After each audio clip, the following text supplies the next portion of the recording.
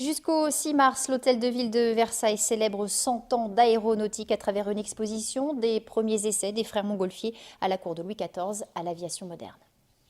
Cette exposition est itinérante, c'est la 11e escale que nous faisons et nous profitons justement du centenaire de l'Aéroclub de Versailles pour venir exposer à Versailles. Et pour cette exposition, des maquettes bien sûr, mais aussi des panneaux explicatifs afin de s'attarder sur la longue histoire de l'aéronautique dans le Val de Galie. Saint-Cyr-l'École y tient une place majeure. Saint-Cyr, c'est une tellement belle histoire et à notre grand regret, il y a des riverains ou des gens qui aimeraient bien fermer cet aérodrome.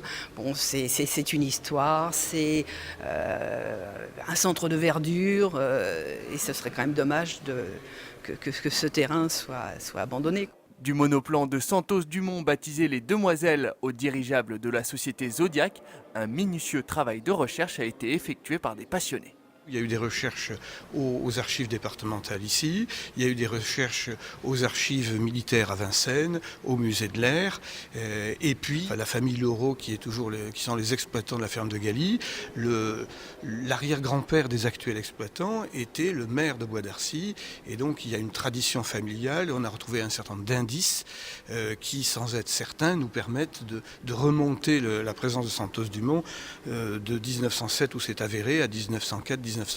Des témoignages et des documents qui ont aussi permis de mettre en lumière d'autres acteurs. Il y a un personnage qu'on a découvert, qu'on connaissait mais qu'on a mieux connu, c'est René Dorme, qui a été une personne dont la famille habitait Fontenay et qui s'est illustré au cours de la Première Guerre mondiale. Ça a été un des as de la Première Guerre mondiale.